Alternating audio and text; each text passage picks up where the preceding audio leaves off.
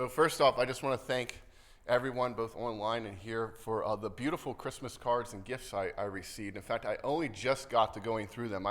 After the Christmas program in December, like many of us, got sick, and I was down for about 2 to 3 weeks. So I finally got through them, and I just want to thank you for all the very kind words, and it was very beautiful and totally unnecessary. Do not need to do that, but again, thank you very much. So Amanda and I very much enjoyed it. So moving on to the message. I want to tell you a story. It happened to me last spring of 2025, and it was where I work at the farm.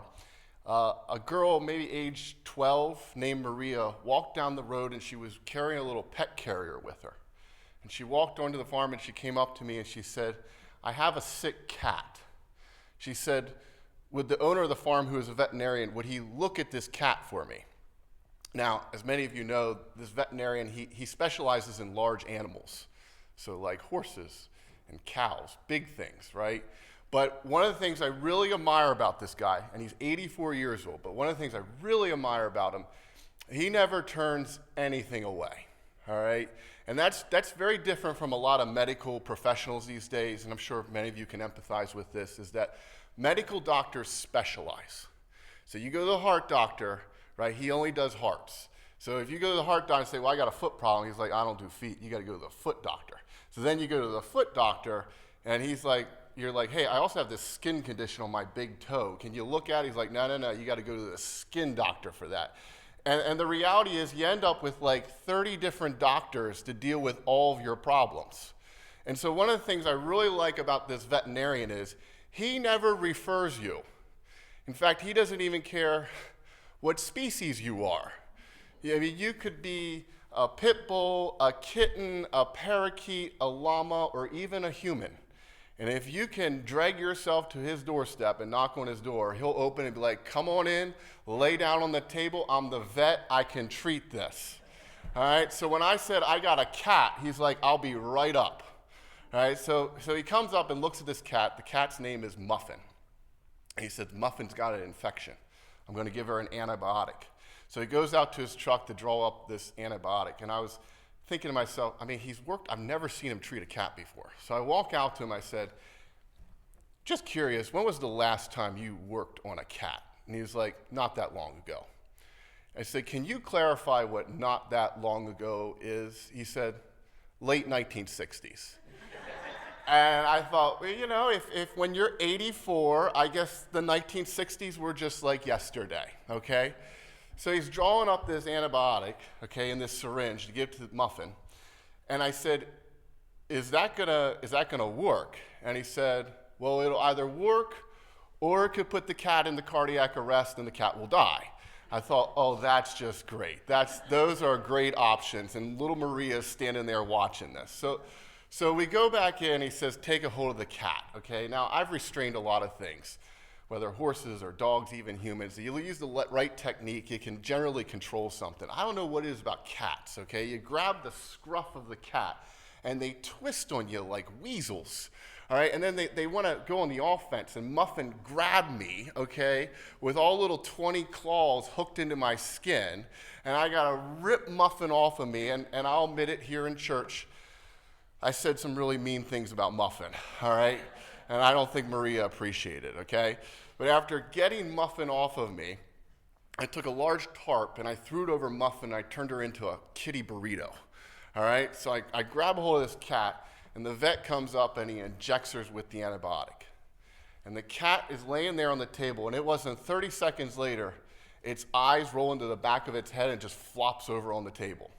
And Maria just screams. Now, keep in mind, the cat was still breathing. It was labored, but the cat was still breathing. And I look at the veterinarian, and he's just staring at the cat, deadpan expression, the syringe hanging out of his mouth. And I said, "Is this cat going to make it?" And he said, "We're going to have to wait and see." Think about that. We're going to have to wait and see. Now, that's not exactly what you want to hear from the medical professional, okay? Take the cat out of the equation and put yourself in that situation, right? Just had a transplant, some sort of serious operation, and you come to and you ask the doc and say, "Hey, doc, how did it go? Am I gonna make it?" And the doctor says, I don't know, we're going to have to wait and see, right? That doesn't build a lot of confidence. What you want guarantees. You want certainty. When someone says wait and see, that implies there was risk, that this could go poorly. That implies there's uncertainty, that it might not work out, all right? Now, luckily, about 3 minutes went past, and the cat's eyes fluttered, and it stood back up, and Muffin started purring and licking herself, and she had a full recovery, and Muffin is still living to this day. I occasionally see Muffin, but we keep our distance. Our relationship did not get off to a great start. The reason I tell you this story here today is because I was reminded of the story when I read this gospel, and Jesus says what I think are some of the most powerful words he ever utters, which is this invitation to the disciples to follow him. 3 little words, very simplistic: come and see. Come and see. See, they have questions. They want to know things, right? They've heard this prophecy. They've been told by John the Baptist all these things about Jesus. But when they go to ask him, he says, you got to come with me and find out. And what I really like about these 3 words, just like wait and see, is they're absolutely honest. He doesn't try and sell himself, does he? He doesn't try and market himself. He could explain everything I'm about to do. I'm going to show you how this is going to work out. I'm going to show you how this journey is going to take place. But he doesn't do that. All he says is, come and see. Join me. It's an invitation, and personally experience this for yourself. And that implies, what I like about those 3 words, it implies the risk of faith. He's looking at the disciples saying, no, you're going to have to be personally responsible here and take a risk. I'm not going to tell you how it's all going to work out. You've heard prophecy, but I'm not going to try and explain myself. I'm not going to give you answers. You must come with me. You got to take a risk here. Is there uncertainty? Absolutely. You don't know. But you still have to be personally responsible and take that risk. You got to take the first step. Just like the cat. Could that have gone poorly? Yeah, could have. Did it? No, it worked out. How do we find out? Wait and see. Faith, we don't generally want to equate faith with risk and uncertainty, do we? In fact, we're a risk-averse culture. We don't like risk. This is why you drive around in a car with airbags, and these days the cars break themselves if they get too close to cars. We want to avoid risk. That's why we have insurance plans. We try to eliminate risk in our life.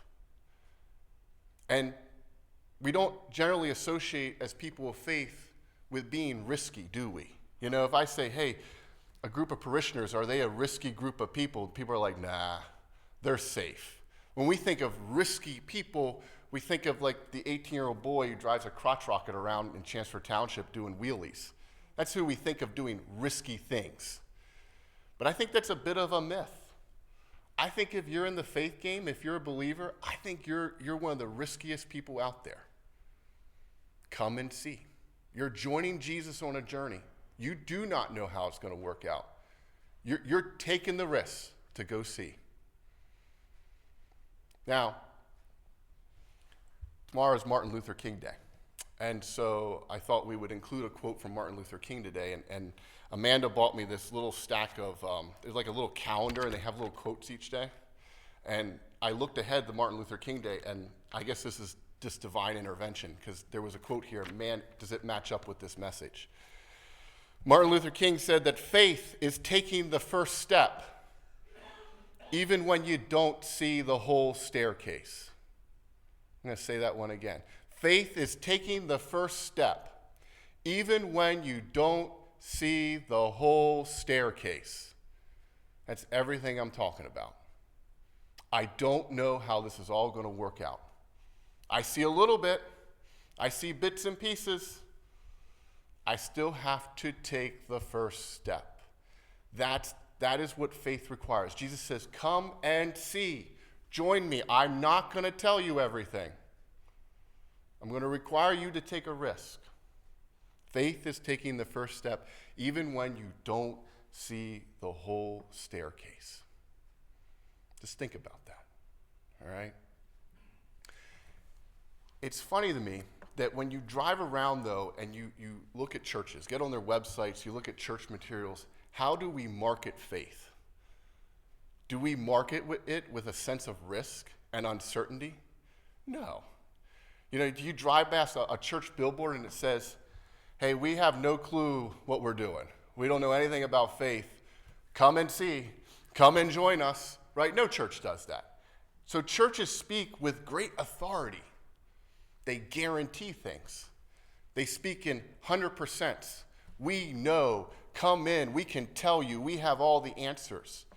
And that's interesting, isn't it? Because when you look at Jesus here, his invitation to the disciples is all about risk. Come and see. Join me. Find out for yourself.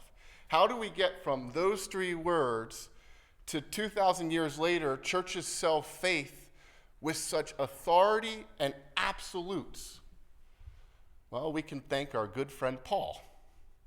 And if you jump into the epistles, it's always a bit of like being on a merry-go-round. You seem to be going around and around and around the same issues, right? He talks a lot about everlasting life, eternal life, the love of Christ, and the big one that Paul really emphasizes, which is obedience, right? Authority. And Paul speaks with authority on things. When you read the epistles, it's very clear. I know you must listen to me. Do it this way. He's guaranteeing things. And that's not an issue. Because really, the reason Paul sells the church like that is because what did he do before he got in the faith game? He was a business guy. He was a businessman. He made and sold tents for a living. Right? That's what Paul did. He made and sold tents. How do you sell a tent? How do you sell any product, from a vacuum cleaner to a car? Do you use the Jesus model? So let's say you walk up to Jesus and say, should I buy your tent? How's Jesus going to sell it? You know, you walk up and say, hey, is it waterproof? Jesus be like, buy it and find out. I don't know. Take it and see. Maybe it'll work. I don't know if it's going to work. You just got to buy and find out for yourself. Who's going to buy that tent? No one. Nobody's going to buy that tent. How did Paul sell a tent? Somebody walks up and says, should I buy your tent? He's like, absolutely, this is the best tent you could ever want. 100% guaranteed. It's absolutely waterproof. It'll keep the rain off of you. Right? It's made from handcrafted, organic, locally acquired fibers. It's got a factory warranty, and it's a money-back guarantee. You can't go wrong with this tent. That's how you sell something. So, of course, Paul had done that for a living. So that's how he's going to sell the church. He sells it using guarantees, certainty, authority. And so that's how we have 1,500 years later, the church is still using that sort of verbiage. There's nothing wrong with that, but I think it's good to think about on these days, look at how Jesus does it. A personal invitation to you to join him, and a risk. He implies there must be risk. And what I really like about those three words is it's honest. No matter how certain someone is of something, no matter how much we think it's going to work out, you can never be certain. There has to be uncertainty in life. To be human is to be uncertainty. And I know when people stand up and say, well, I know, I'm so sure of this, I'm 100% positive, my retort is always, are you God? Because he's the only one who absolutely knows. Our lives are uncertain. There are no guarantees, guys. And I think when we're really honest with ourselves and we dig down deep in our souls, we know that. Life is uncertainty. Life is taking a risk. And Jesus is honest with us. Come and join me. Come and see. I'm not going to tell you how it works out.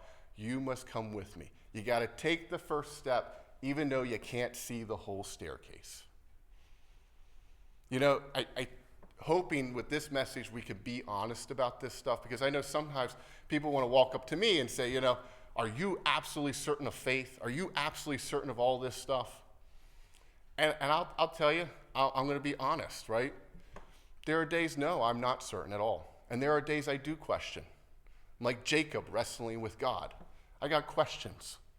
You know, for me, faith is like the tides of the ocean. There are days it's in and I'm feeling it, and there are days it's out and I'm asking questions and I'm doubting. But here's the trick. Even when the tide is out, even on those days, I still take the first step. I'm still walking. Despite the questions, I'm saying, hey, I'm following. I'm coming with you. I'm going to see. I don't see how this is all going to work out, but I'm still walking with you. That's faith, taking the risk. That's what Jesus is inviting us forward. Come and see. Experience it for yourself. I think we lie to ourselves sometimes when we think that we're just so certain of it all.